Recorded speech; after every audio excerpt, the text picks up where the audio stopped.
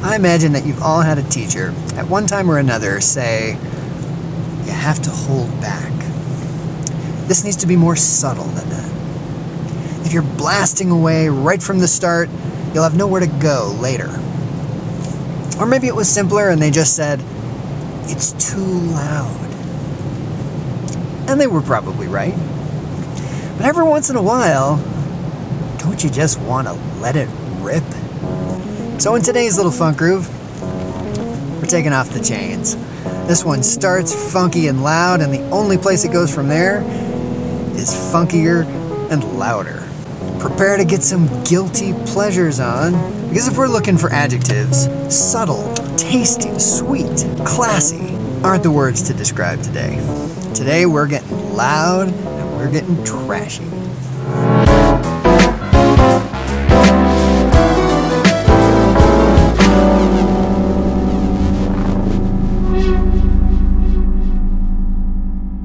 Today's groove is called Bombstep, because it kind of rolls along like you're walking down the street, but it does so in a fairly explosive, high-energy way. It's not very long, but there's some chopsy parts, and the whole thing is just a little bit of a workout. Due to all of that, we're going to call today's groove Advanced.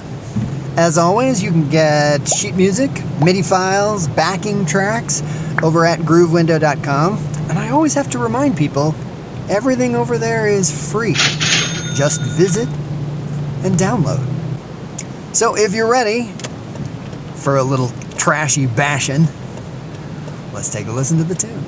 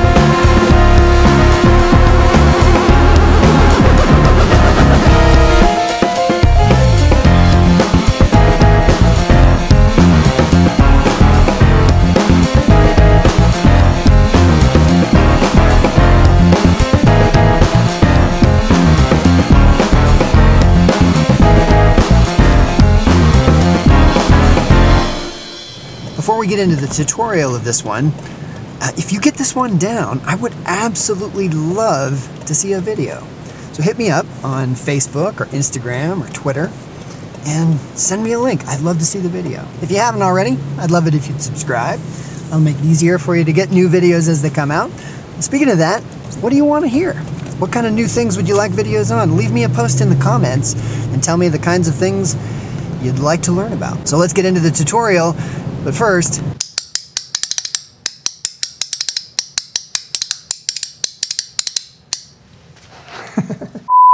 tutorial. So to get started on this one, let's start at the very beginning. You start with this little lick that goes from an A flat to an A to a C to a D.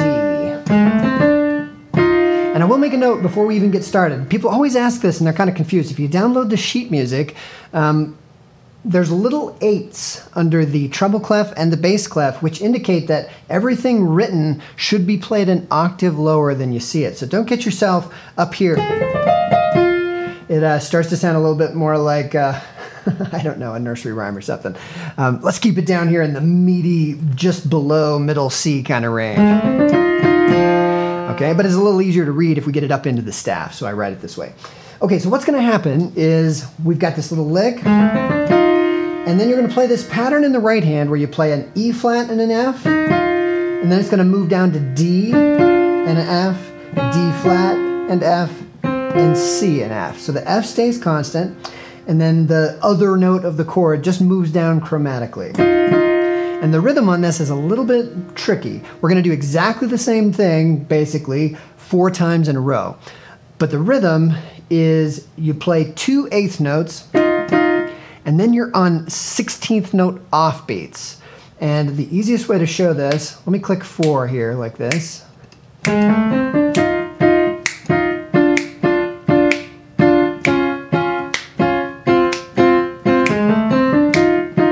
Maybe I'll tap 16th notes and see if that works.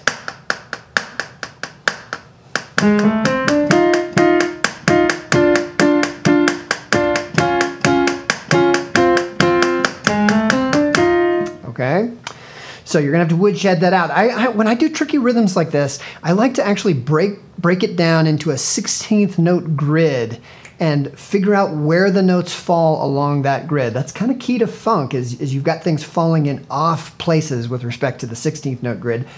This is a great example, something you can practice there. So once you've got that down on the right hand,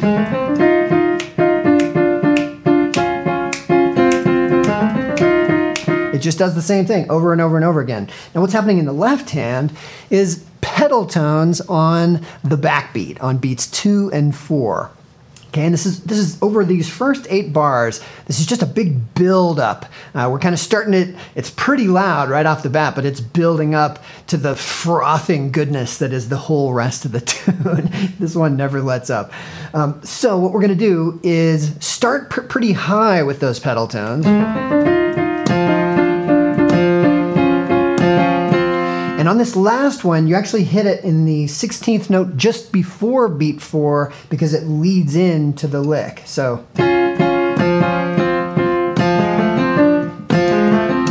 okay, so that's a subtle difference right there. The second time we go through, same thing, except you're going to play an octave, the same F you played before, plus another one an octave below. And then it starts alternating. Okay, so the second time through, watch the left hand. It plays an octave the first time, the upper F the second time, and the octave the third time before it gets into something tricky at the end.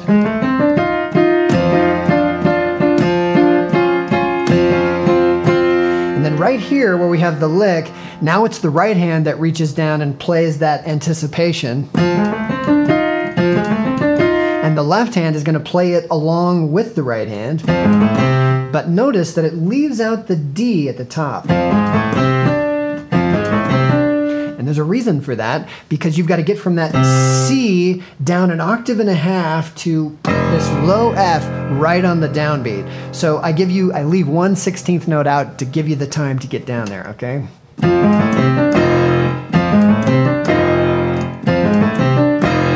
You're gonna probably want to memorize that. You got to look at your hands in order to see that, unless you're some kind of mutant, which I'm sure those of you out there who can do that. Okay, and then we're into the third time, and it's just like the second time, except we're down an octave.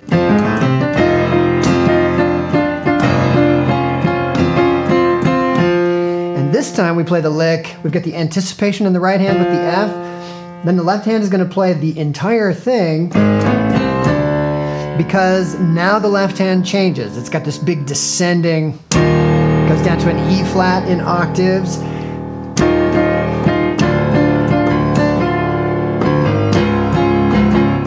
So let me walk through what's happening there. So first of all, the general gist of this is that the left hand is moving down E flat, D, D flat, C, just like the lower note of the chord we're playing in the right hand. It's sort of echoing and strengthening that.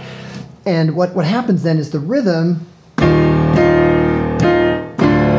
right as you play that second chord where you normally would, we're going to emphasize it with the left hand. And then it kind of does this little, you play the left hand upper octave, and then on the downbeat, the left hand note of that, and then play the F, and then you have got this little, and that's just kind of a lick to sort of lead us into. I'm going to play that slowly because it's a little hard to explain. It's probably easier to just see it.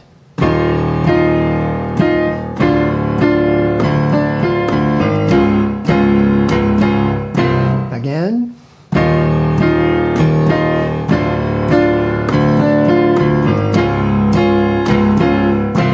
Now, I didn't call this out earlier, but I should. Notice that in the very first beat to the second beat, the lower E flat is tied, and you hold that, but the upper octave you play again. So this kind of keeps that pattern going where on 2 and 4 you're hitting notes.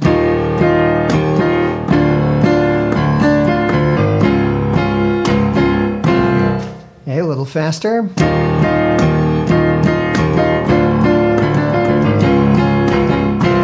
One more time. And from here, as soon as we hit that emphasis, we're to beat 4, and really on the end of beat 4, reach up somewhere up near the top end of your piano, you gliss down into the main groove. Okay, so let's hear that.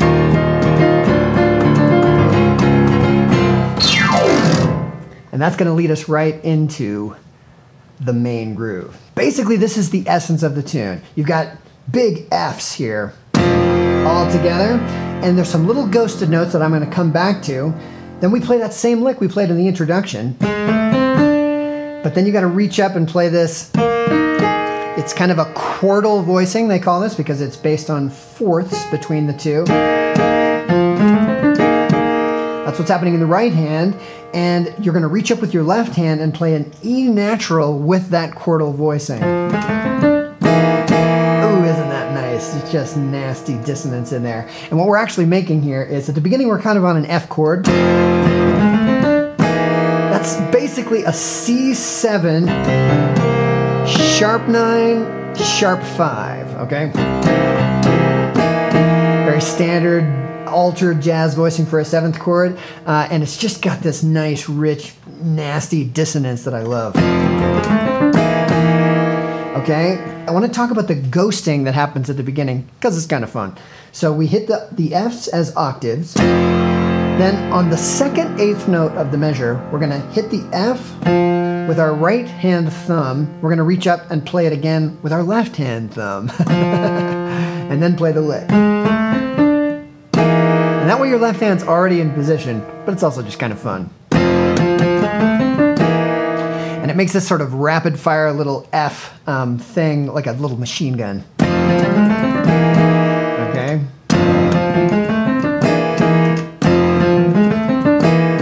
And you'll notice I am messing this up all over the place, but there you go. And basically that happens throughout this whole tune. We'll hit this a whole bunch of times. So get that one down. And then from here, you've got another little ghosted left hand E before we hit F up to B flat and D. And then there's this little lick in the right hand.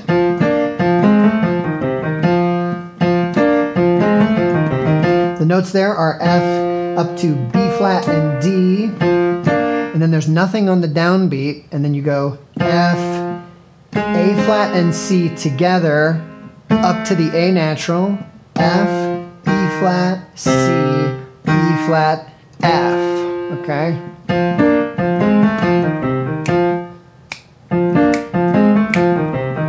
I'll slow it down even more.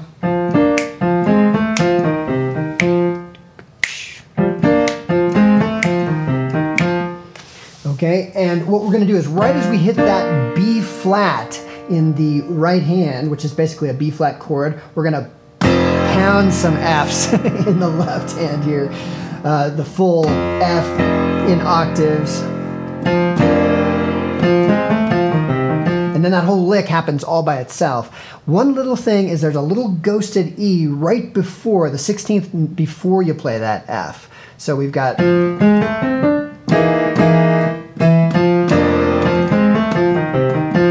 Let me do that slowly. I'm just going to do the entire first measure through that lick, kind of slowly.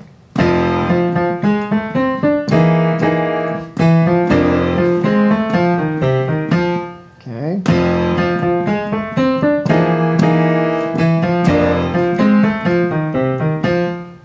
All right, a little faster.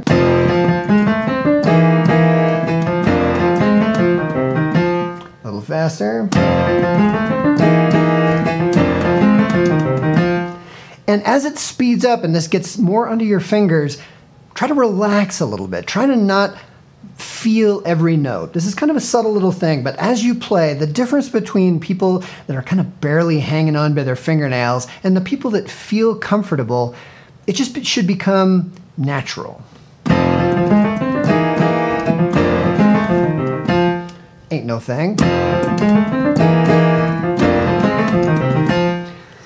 And even though that's a little bit of a joke, there's a bunch to that in terms of playing a groove in a way that feels comfortable. If you're playing uptight, let me see if I can do it. It tends to have a machine gun rapid fire because you're thinking about every single note. If you're not, and you're letting the notes kind of roll out, for lack of a better word, it's gonna be relaxed and comfortable, and a listener is gonna hear that and go, this isn't that hard. It's easy. It's fun. It feels good. Lay back, man. All right. So let's talk about what happens next. So after this lick, on the next eighth note, we're going to play an E flat 7, octaves, E flat in the left hand, D flat and G, which are the components of an E flat 7th chord. That's the bare minimum of an E flat 7 chord. Up a half a step. So E flat 7, E7, F7, and then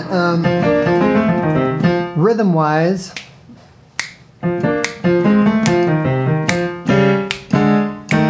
okay, and then we're back into exactly the same thing. Instead of starting on octaves in the Fs, we're to that F7th chord. Exactly the same as what we've already learned. Unfortunately now, instead of this nice easy, you've got this monstrous E flat 7 chord. I love these. I always put these in my tunes. I'm sorry. It's basically a D flat, G, B flat, and E flat. And again, I always say this, if your hands aren't big enough to reach that 11th in the right hand comfortably, just leave the top note out. It works just as well. If you can get it, it adds a little something to it. But it makes some contrast between what we played the first time, kind of cool, to huge. So that's the second time. We repeat it again with the easy one. Now we're moving into the B section. And it's very similar, except we're moving up to a different key. We're moving up to B flat here. So the left hand does this little walk up. 1, 2, 3. And that's in octaves. If that's rough for you, you always have the option too of just playing one octave. If it was me, I would use the lower octave, get that bottom in there. And it's kind of the same thing. We've got a variation of the lick we played before. Okay, so A flat, B flat, C, E flat, and then a big C minor chord. What's actually happening here is we're playing an A flat major 7th chord over B flat. That's what that feels like. And we're going to reach up with our left hand to add the A flat into that chord. So let's talk about how we do that. Yeah, there's really, you reach up and play it. That's how we get into that. The little ghost is still there, just like we did in the other version. As I play that F in the right hand, then I do a little ghost with the left hand. That same machine gun thing I talked about before.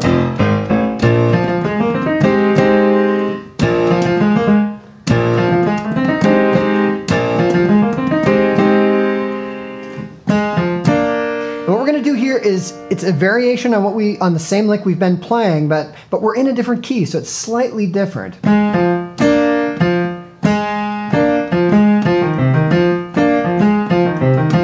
I've got this little turn here that's new. Once you hit the A flat, you're going to roll from C to A flat down to E.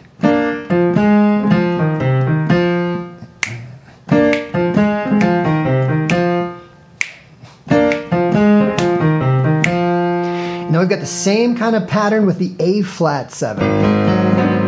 G flat and C, up a half a step. G and C sharp, up to, this is really B flat 7. I've got it wrong in the music with A flat over, A flat major over B flat, but, and then the same pattern again. And then we've got this big lick that happens here as the left hand. Let's talk about the left hand first. We're going to hit B flat and then reach way down to D. And we're going to walk up chromatically to get back to F.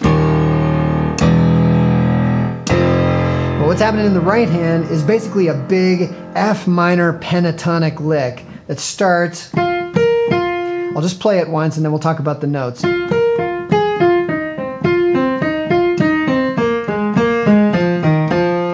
When I say F minor pentatonic, that is a scale.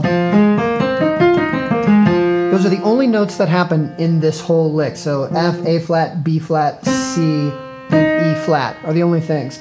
So we reach up from F to B flat, and then we reach up to A flat, and this is just a walk down the pentatonic scale. A flat, F, B flat, C. That's the first 4 16th notes. And then we reach up to F, and then walk back up the pentatonic scale.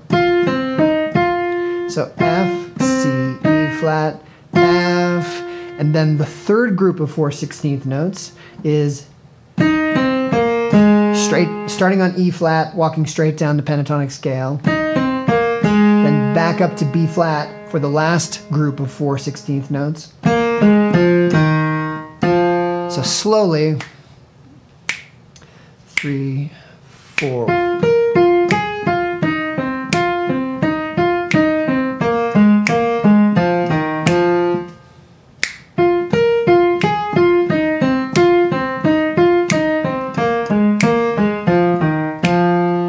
All right, woodshed that. If you read music, it's really easy with the music. If not, push pause.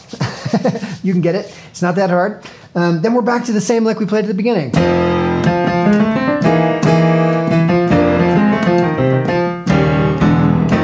The baby version of that. Repeat it again. Now here, we're moving into kind of the bridge, or part C.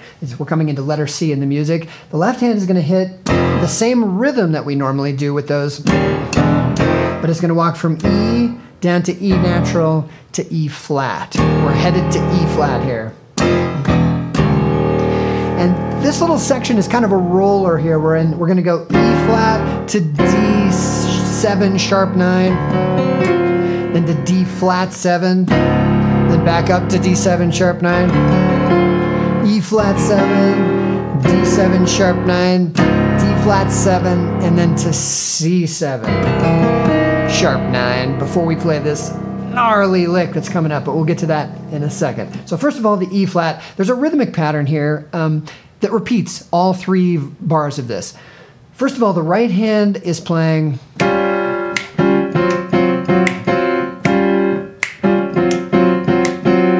the notes there, G, D flat, and F.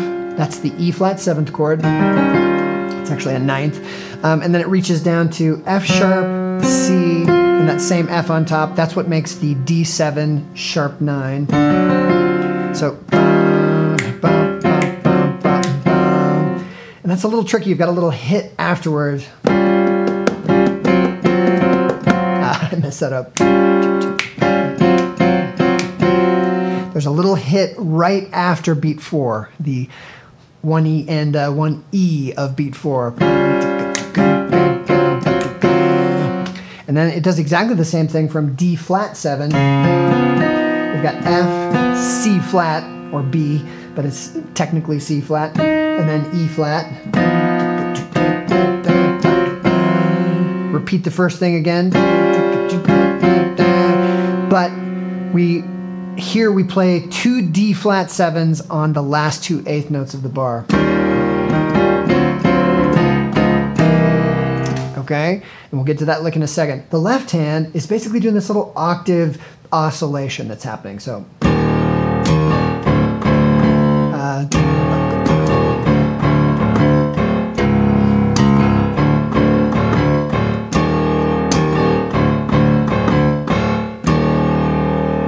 So if I can explain that, we hit the first note octaves together, then we go from the upper octave down to the lower octave, bottom, then the octave together twice, and then we go lower, upper, lower.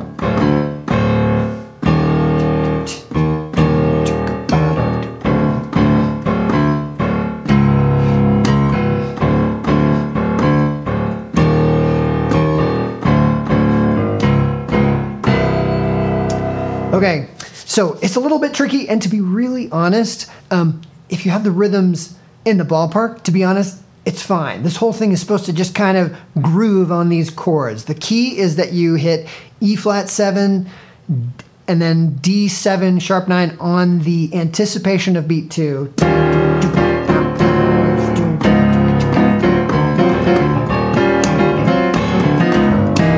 If you play something like that, it's totally fine. Make up a rhythm that works for you.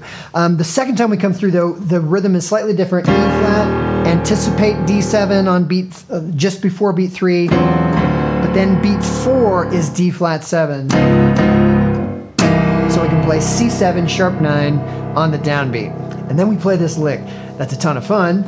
We're going to reach up here to F, and you want to hit it with your thumb because you're going to need to do this double stop thing. I've talked about this before. You're playing an F with your pinky on almost every beat here, every 16th note, as you play this lick with your lower fingers of your hand. So first of all, let's just talk about the notes that are moving.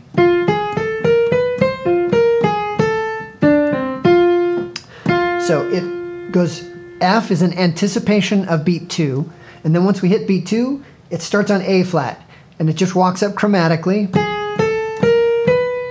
to C, which is on beat 3, and then from C on beat 3, we're going to go C down to F, up to B flat, down to A flat, and then up to A.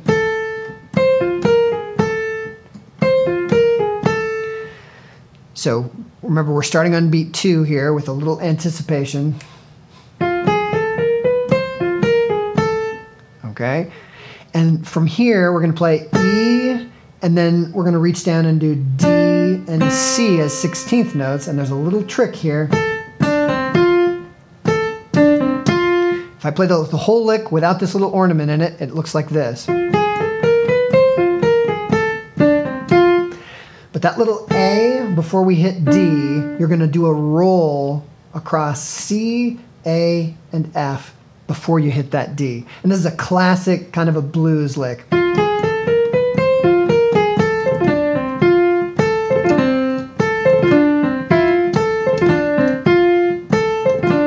you want to play them kind of light. There's a trick to this. You don't want these to be loud.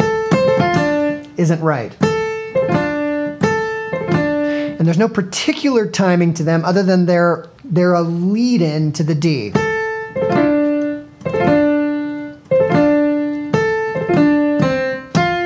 Okay, so unfortunately, we've left out the top note. The entire time we're doing all of this, we're hitting this F with our pinky.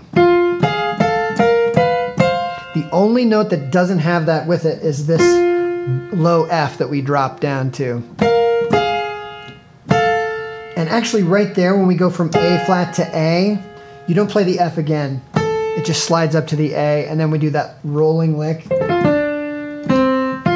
Okay, so slowly.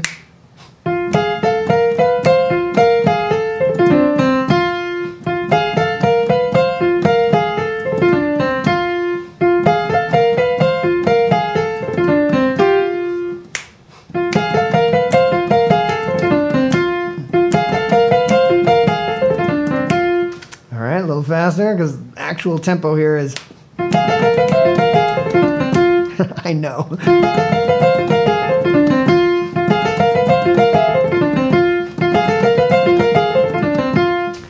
Get your metronome out. That one's a little bit rough, but it does sound cool, doesn't it? All right, and the good news, we already know the rest. From here, we're just back to basically the beginning of the tune. End on this F up above middle C, but from that point we reach down an octave and we're just like we have been in the past. The baby version. The big daddy version. Let me do the baby version again. And we end on the daddy version. And